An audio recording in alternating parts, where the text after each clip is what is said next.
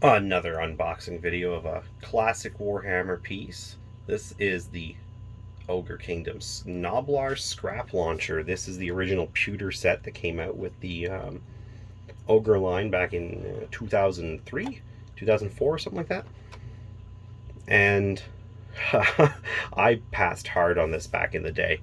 This was something I looked at and I had absolutely no interest in putting this together or painting it. Trying to move it around. I mean, I never played at home back then. My parents did not have a space for me to use that I could store my models safely and, set up a table and whatnot. So I would always be playing at either a store or a buddy's house, and zero interest in pulling this thing around with me. I still don't want to pull this thing around with me. This thing is going to get built and painted and sit on a shelf while I wait for a match to play in my own home, in which case, its travel time is going to be up the stairs. But it is a cool looking model, and I can't deny that. I also have one of the plastic sets that Ogre Kingdom Christmas set I bought last year in the other video. I still haven't built or painted that piece, because again, it's also just a piece I don't really care too much about. I mean, ogres with cannons and catapults, it's not really how I play them. But I'll get to it. I'm going to build the cannon with it, and this will be my scrap launcher, because of the two, this is a way cooler looking scrap launcher. The other one is much simpler to build. I can just tell by looking at the pieces and the instructions. It'll be easier to paint, it'll be easier to transport, but it looks nowhere near as cool as this thing. And as always, the big hefty piece of metal, or in this case, you'll see about 55 hefty pieces, 55 small pieces of metal that make one big hefty chunk. So the box itself lives up to that, that old ogre look of just, it's a mountain with some snow. There is really not much going on in the background, some trees. That's been basically the theme of all of those you've probably seen. But the piece itself, there's just so much going on just on this ramshackled scaffolding that holds it all together on top of the Rhinox. And it's something. I mean, they make complicated pieces still, and there's a lot of stuff of theirs in the modern ranges I just pass completely because I have no interest in putting some of the more finicky pieces together. But most of it is it's so streamlined and such a pleasure to put together and often paint that I do forget how spoiled we are for modern models, that we can have high detail like this. There's a lot of detail here, but very little of the problems that would come with a model like this. The fact alone just being pewter. And here's the back, and just showing off different angles of it. As you can see, there's just more and more details going on.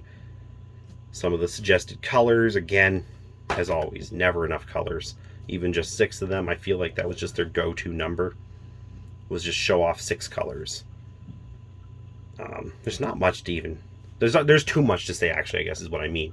There's a lot going on. I mean, I could describe what I'm seeing, but I mean, it is just chaos. I mean, the stuff going on the scaffolding. I mean, you know that the days since workplace accident sign is always 0.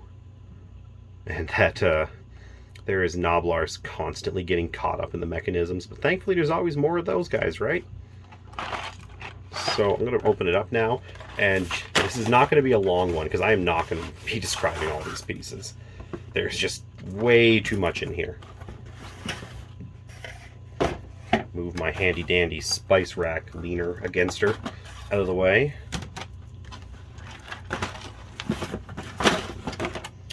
And it's got one folded piece of paper to put this together.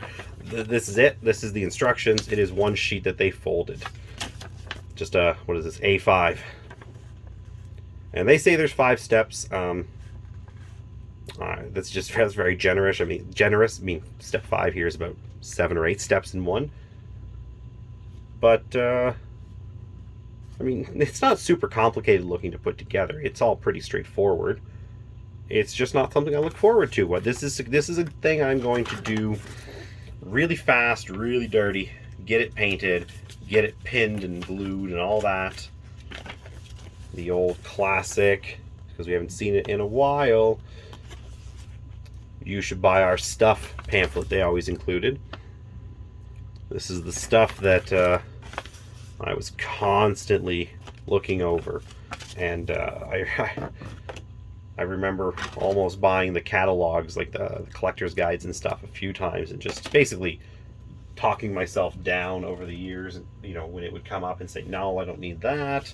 It's like, you know, whatever amount of money to buy one of those, and I'd rather buy models. There's your chariot base. So yeah, I would always buy the models whenever it came to the extra stuff. I don't regret that now. You know, I still have the models for the most part. We've got some chains. These are the ones dangling all over the sides. We'll actually just look at the more interesting pieces. We've got the Rhinox body, half and half, put together, and yeah. So I apologize. I hope this was all in focus. I wasn't actually looking at my camera there, so I'm going to go back over some of these pieces real quick. The Rhinox halves. You know, again, there's nothing really that special about this model. It's just, it's a cool model. The head fits in here. And somewhere in here, yeah, right there, these are the, what is that, 5 pieces that make up the Rhinox. There's his 2 tusks. I assume those are his tusks. Nothing else looks like they would be. And I apologize, I got a bit of a cold, so my throat is dry and my nose is stuffed up. It's just stuff. I mean, like, this is it's just one of those crazy Noblar poses we keep seeing in these sets. I don't know if this is something he's dragging up to throw in, or I would say, yeah, he must be pulling this up. Yeah, that's that piece. That's the stuff that goes into this wonky pail bucket. It looks like it's some sort of cooking pot. There's some pieces already in there. It is warped, and hilariously warped, and I'm not sure if it's supposed to look like that. I can just look in the... It looks pretty warped in the picture too, so even if it's not meant to be, it's staying warped. Let's see, that's a Noblar pulling stuff. Here's another Noblar. I think the Noblars are my favorite parts. I can't stand Noblars in the army. Like, I would never take a unit out of them. I can't see a purpose. But the actual Noblars themselves, especially the pewter ones, they make me laugh so hard. They're just these goofy little guys. They're like super goblins, or like, I guess, like super-ish goblins. I mean, they're pretty awful, even by goblin standards, but the models are so cool. And there's a lot of them in this one. Here's another one. This guy's got a broken sword. Maybe he's the commander. This guy here's the lookout. I mean, that's just a pretty cool... I like some of them got little gut plates. I think they're trying to mimic their ogre masters. They don't all have those, I don't think. This guy's got a Bretonnian peasant helmet. So some poor Bretonians have definitely wound up in the soup pots and their weapons back into the flinging mechanism. I mean, just these little ramshackle planks. Yeah, I guess I'm not going to go through all these. I mean, it's all just like, you know, pulleys and winches and wheels and just all kinds of crazy stuff in here. And actually, this is interesting. I think this suggests it's on a ski. I never even noticed that. It does appear to be on skis in the picture. Yeah, that's a ski. I mean, it makes sense. It's up in the mountain most of the time.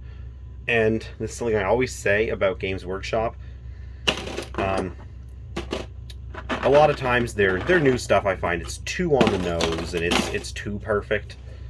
I think that kind of goes hand in hand with their just overwhelming success over the past, like, what, 40 years. That they've just gotten so good at the craft that everything is coming out just looking almost too perfect at times. Which is weird to say, because some of the stuff is still ramshackle nonsense when it comes from, like, the orc stuff or whatever, the less civilized races of space monsters or regular monsters. But it's too clean, some of it. And the old stuff, it was like this. I mean, this is something that you can just tell that some guy just sat there and was just jamming pieces together and making stuff, and people were probably handing him stuff and saying, yeah, put this on there too, or her. There were a couple of female sculptors I am aware of. I don't know many of the sculptors anyways. I hear a name and go, oh yeah, that person worked there, like the Perry brothers or something. But there was at least one female sculptor. Maybe this is one of hers, I don't know. I wouldn't even know what she sculpted. Again, I'm not big on that side of it, the history. What I do like to talk about, though, is again the change in how even back then they thought of the skis. They thought of the warped wood. They took the time to put those details in, and it's just something that I've always loved about Warhammer and why I've stayed with it so long. Other companies put out models, and I don't care about their models. I look at them and, seeing something from, the Kings of War line, so they're getting better. I don't have as much to complain about the sculpting themselves as much as I did a few years ago. But I just feel like those guys are so desperate to copy Games Workshop that they're already focusing on like just get the models out. They're not worrying about these little details that I know. A ski. I really can't get over the ski set in here. And as far as I can tell, there is one wheel. I don't see another wheel in here. I don't know if I'm just missing it. No, there just appears to be one wheel. And I don't know. There's something about just one wheel. Some guy just had an extra wheel. It looks like actually it might be part of the launching mechanism, actually. Which again, I mean, yeah, there it is. Just the stuff I love about old Warhammer, and I do always love the monster races, the orcs and the ogres. Close this stuff up. Yeah, I mean, I can't stress enough. I'm not looking forward to building this. I've had this kit on my shelf since April. It was a birthday present to myself. I saw it on eBay. The price was great. It was coming from within my own country. I didn't have to worry about, is it going to get tagged by delays because of all the COVID stuff we've dealt with? Was it going to get hit with a bunch of duties I'd have to pay? It was just a great price within Canada. Tossed the minimum bid on it, and I think I said maybe $10 more. And nobody went for it. And I just thought for the box alone somebody would want it, because it is still cool art.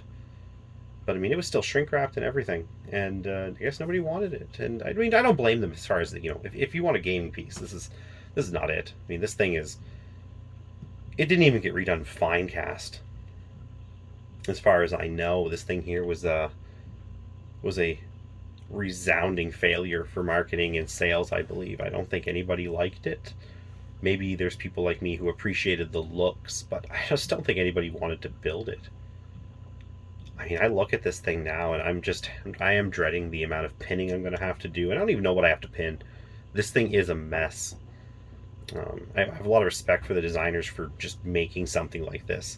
And I have a lot of respect for Games Workshop to put it out and say, yeah, that fits what we want the ogres to be, but I also fully understand why they went with that new plastic kit in 8th edition. I understand why this thing here, I mean, was it even available in 7th edition by then? Like, did they even produce them? This is the kind of thing I feel like would have gone made to order. Or whatever they call it, the term, when you can buy something that's only on their website. I feel like this is one of those things where, we've got the mold, so we're not going to get rid of it, and we have nothing to replace it with, but man, we don't want to be just putting these on shelves. They're sitting everywhere, I imagine.